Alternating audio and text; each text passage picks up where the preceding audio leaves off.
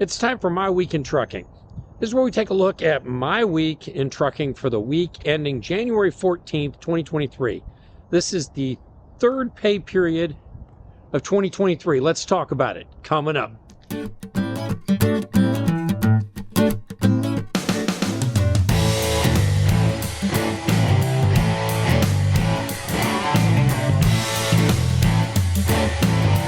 It's great when a company has courtesy vehicles available for you whenever you're at a terminal so you can use those to go to places and resupply your truck. First run coming off a reset was just a straight off shot from Greer Terminal to Fort Recovery, Ohio. This is one of those runs we've all done so many times that the truck almost knows which way to go.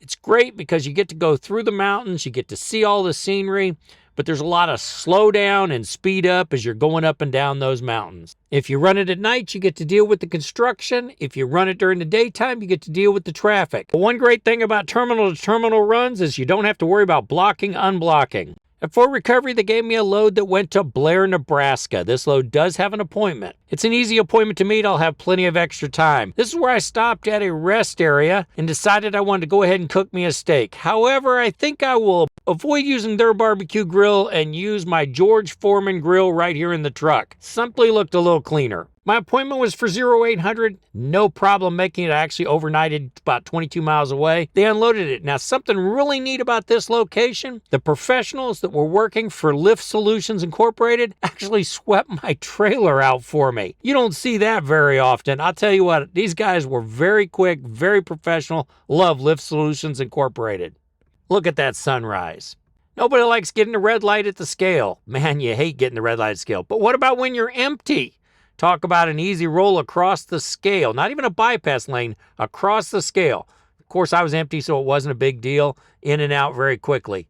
But it does slow you down for a minute. One thing I really enjoy is how fast it is for the check-in procedures at these places that we go to and how quickly they get us loaded or unloaded so that we can get on our way. You always hear these horror stories about going to a warehouse where you spend 4, 6, 8 hours. That just doesn't happen when you're doing LTL. At this stop, the maintenance staff quickly loaded 5 of these lifts on the trailer, and that was time for me to head out. I was there for about an hour and 5 or an hour and 10 minutes total. And yes, that is on duty, not driving time, because I'm in the back supervising the loading and blocking the load. Ran that load back to Fort Recovery, Ohio, where I took the load, and since this load in its entirety is going to another location, I dropped it on the yard, went upstairs, got my new load, went and played Find My Trailer. That's a game that we have to play in this industry. Find My Trailer. And it's always the last place that you look. Positive side, when you're in a terminal, you can be using on-duty yard move, which saves your drive clock. I found it, still in the door, time to go. This particular receiver requires that you use their PPE. They've got these little steel-toed things that go over your shoes, and of course the high visibility vest for when you're walking in their warehouse. It was pretty easy to unblock this particular load due to the fact that the masks were laying on their side. I had room to work around the lifts to get the blocks out. Cited an unusual vehicle in the Chicago area. All right, we had 2,883 dispatch miles, 3,360 log miles, 3,363 odometer miles. How could there be such a discrepancy between the logged, dispatched, and odometer miles? Simple. That Saturday mileage, part of it was me going to my house, which will appear on next week's pay statement. That's a carryover. Remember, I told you, be careful when somebody shows you a pay statement, there may be carryover. Okay, it's time to look at the week ending January 14th. This is the third week for payroll in 2023. First thing on this pay sheet is the safety bonus. I get 1 cent per mile, and I had 14,377 miles there at the end of last year in that fourth quarter. Remember, I wasn't here very much of that time. Plus, I get $27. That's 1 hour of watching safety videos. Run number 1 started in Fort Recovery, Ohio and ended in Fort Recovery, Ohio. It had stops in Blair, Nebraska, Janesville, Wisconsin, and back to the terminal in Fort Recovery. It paid $995 for 1,461 miles or 68 cents per mile. The second run shown on this pay statement, keep in mind they're not always in the order that they were run, was from Greer Terminal to Fort Recovery Terminal. On this one, you also notice there is a layover pay, $100. That is for doing a 34-hour reset on the road. The third run on this pay statement also went from the Fort Recovery, Ohio terminal to the Fort Recovery, Ohio terminal and had stops in Greenville, Wisconsin,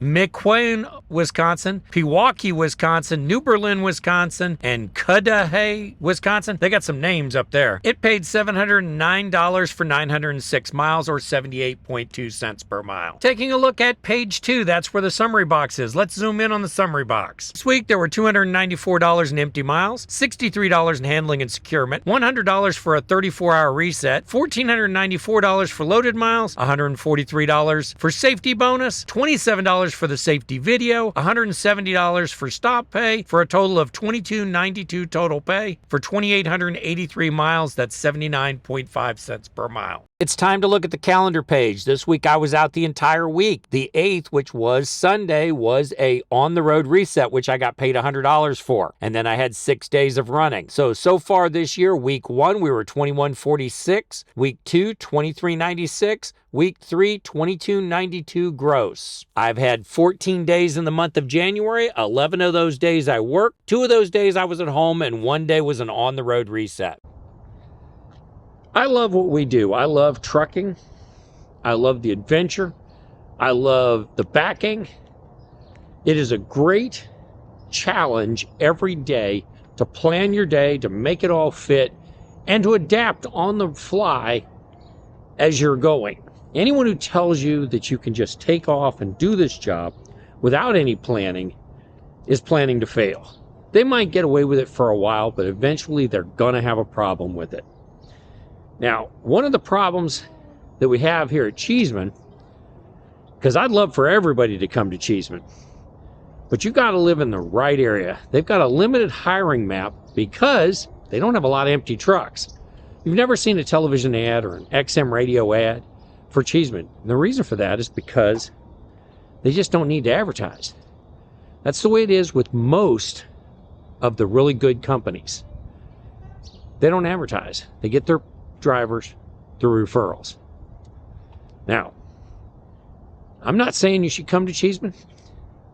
There's many good companies out there, but you got to find them. You got to do research and networking. If somebody shows you a pay statement, remember, look at the year to date. Don't look at that 1 week. People will cherry pick a single fantastic pay statement and not show you the good, the bad, and the ugly. They won't tell you about the carry forward that happens. And remember, make sure you're enjoying every day at work.